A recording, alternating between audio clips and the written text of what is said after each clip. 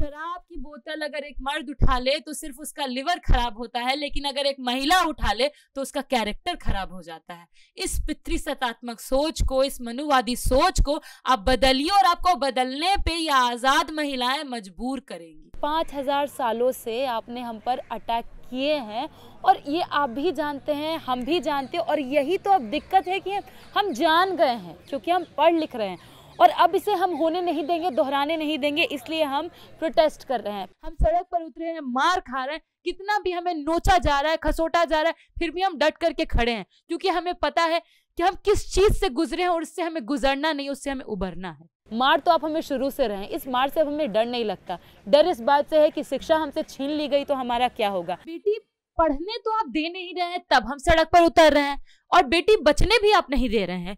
2 female police ने, जबकि वो फीमेल हैं, उन्होंने मेरा हाथ पकड़ा हुआ था, एक मेल पुलिस हमारे ब्रेस्ट के ऊपर हाथ रखा। कहाँ तक ये जायज था? हमें यहाँ से निकाल देना चाहते हैं कि हमारे तबके के बच्चों को जॉब भी ना मिले, हम पढ़ा भी ना पाए, हम रिसर्च में ना आए और कहीं रोड पे चाय बनाते मिलें या ठेला चलाते हुए दिखें, किसी का चप्पल सीते हुए दिखें या कहीं नाला साफ करते हुए दिखें, और ये हम होने नहीं देंगे। जोर जुल्म की टक्कर में संघर्ष हमारा नारा है। मेरा नाम प्रियंका भारती है और मैं छात्र राजद से हूँ और अभी masters first year in German language. मैं फतुहा बिहार से हूँ। अगर अभी आप देख लीजिए तो सब जगह एक नैरेटिव चलाया जा रहा है कि जो बच्चे ढंग के कपड़े पहन पा रहे हैं, फ़ोन रख पा रहे हैं, वो पैसे नहीं चुका सकते, 300 रुपये 500 रुपये दे नहीं सकते।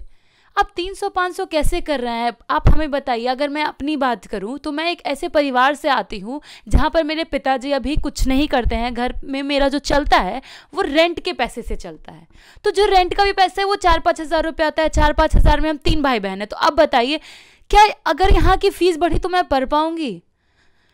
जो समाज है वो बेटे को पढ़ाने के लिए तो लोन ले भी लेता है, पर बेटी को लोन पढ़ाने के लिए, लोन लेने के लिए लोग 1000 बार सोचते हैं, और ये अभी तक समाज में बनी हुई मानसिकता है। जब हम यहाँ पर आए तो सिर्फ हमें समाज से लड़ना नहीं पड़ा, अपने अधिकारों के लिए उस परिवार से भी लड़ना पड़ा। एक महिला खुल करके यहाँ पर बोलना सीखती है, परिवार वालों को भी बहुत दिक्कत हुई। वो कहते हैं जेएनयू में जाके बेटी बिगड़ जाएगी, जेएनयू में जाके तुम्हारी बेटी लड़कों के साथ अय्याशी करेगी, घूमेगी। क्या लड़कों के साथ एक टेबल पर बैठ करके कंधे से कंधा मिला करके बात करना उन्हें अय्याश बना देता है? आप बताइए, निर्मला सीतारमण जी जब यहाँ से पढ़ करके निकलती हैं तो आप इस जगह की इतनी तारीफें करते हैं कि कितनी सशक्त महिला को जेएनयू ने प्रोड्यूस किया है, लेकिन जब हम यहाँ से उसी हक के लिए जो हमसे छीना जा रहा है सड़क पर उतरते हैं तो कहते हैं सबसे सस्ता जगह जेएनयू है, लड़कियां चाहिए तो वहां चले जाओ। ये लड़कियां वैसी नहीं है कि सिंदूर के एक लाइन से वो गढ़ में बंध जाएं। ये जेएनयू की लड़कियां सड़क पर उतरना जानती हैं, अपने हक के लिए लड़ना जानती हैं, संघर्ष करना जानती हैं, गिर कर मार खाकर भी उठकर खड़ा होना जानती हैं। शराब की बोतल अगर एक मर्द उठा ले तो सिर्फ उसका लिवर खराब होता है, लेकिन अगर एक महिला उठा ले तो उसका कैरेक्टर खराब हो जाता है। इस पितृसत्तात्मक सोच को, इस मनुवादी सोच को आप बदलिए और आपको बदलने पे ये आजाद महिलाएं मजबूर करेंगी। इस चलते हम सड़क पर उतर रहे हैं क्योंकि ये डर है जो हमें मजबूर कर रहा है कि हम आगे बढ़े, क्योंकि हम बच्चे जानते हैं हम पर क्या बीती है। बचपन से लेकर के एक एक चीज के लिए तरसना, उस तरस को हम जानते हैं। एक एक पैसे के लिए मोहताज होना, उसे हम जानते हैं। आपको कहां से पता चलेगा? उस दर्द को हमें पता है जो हमें आगे नहीं झेलना है, और अपनी पीढ़ी को भी, अपने परिवार को, अपने समाज को नहीं झेलने देना। इस चलते हम सड़क पर उतरे हैं, मार खा रहे हैं, कितना भी हमें नोचा जा रहा है, खसोटा जा रहा है, फिर भी हम डट करके खड़े हैं क्योंकि हमें पता है कि हम किस चीज से गुजरे हैं और उससे हमें गुजरना नहीं, उससे हमें उभरना है। बेटी पढ़ने तो आप दे नहीं रहे हैं, तब हम सड़क पर उतर रहे हैं, और बेटी बचने भी आप नहीं दे रहे हैं, क्योंकि जब हम सड़क पर उतरते हैं तो उसी महिला के साथ, उसी बेटी के साथ, उसी बहुजन बेटी के साथ कितना अटैक किया जाता है, उसको मारा जाता है। और सिर्फ मारने तक नहीं थमते हैं ना ये लोग। उस लड़की का, मैं अगर अपनी बात कहूं तो बैरिकेड के पास मैं खड़ी थी, 2 फीमेल पुलिस ने, जबकि वो फीमेल हैं, उन्होंने मेरा हाथ पकड़ा हुआ था, एक मेल पुलिस हमारे ब्रेस्ट के ऊपर हाथ रखा। कहां तक ये जायज था?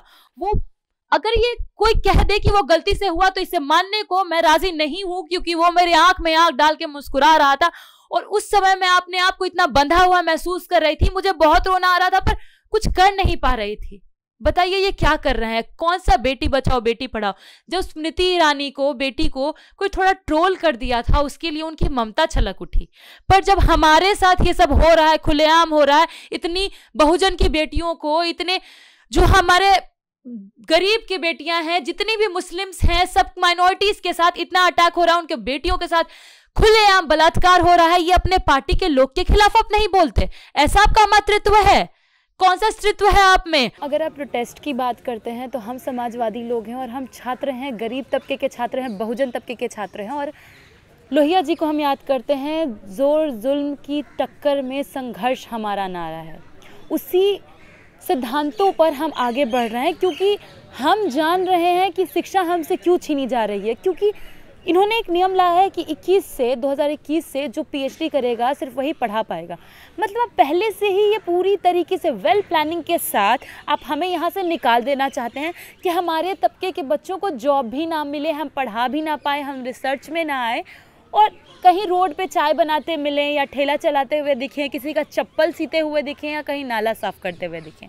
और ये हम होने नहीं देंगे, क्योंकि हमें पता है कि हमको किस तरीके से खुद को, अपने परिवार को, अपने समाज को, हमें पूरे तबके को आगे लेकर के जाना है। क्योंकि सर जी 5000 सालों से आपने हम पर अटैक किए हैं, और ये आप भी जानते हैं, हम भी जानते हैं। और यही तो अब दिक्कत है कि हम जान गए हैं, क्योंकि हम पढ़ लिख रहे हैं, और अब इसे हम होने नहीं देंगे, दोहराने नहीं देंगे। इसलिए हम प्रोटेस्ट कर रहे हैं। प्रोटेस्ट करना कोई गुनाह नहीं है, कोई इलीगल काम हम नहीं कर रहे हैं। हम सड़क पर उतर रहे हैं अपनी मांग के लिए। और इस सड़क पर उतरने का जिम्मेदार कौन है?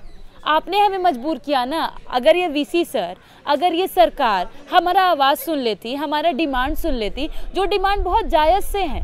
बताइए, डिप्रीवेशन पॉइंट जो महिलाओं को मिलता था 6 नंबर, उसे ख़त्म कर दिया गया।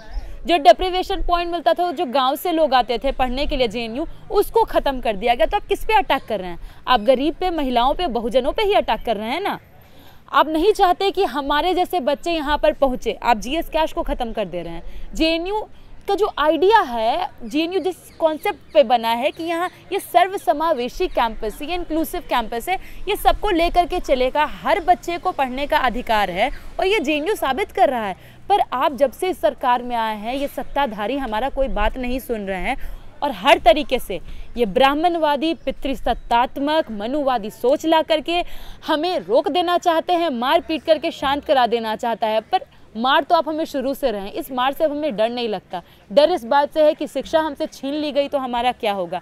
हमारे आगे आने वाले जनरेशन्स जब हमसे सवाल करेंगी कि आप तब कहाँ थे जब हमारे अधिकारों का हनन किया जा रहा था, हम पर अटैक किया जा रहा था, उसका जवाब देने के लिए, उनके अधिकारों को बचाने के लिए, अपने अधिकारों को बचाने के लिए हम यहाँ पर खड़े हैं, लड़ रहे हैं, लगातार संघर्ष कर रहे हैं।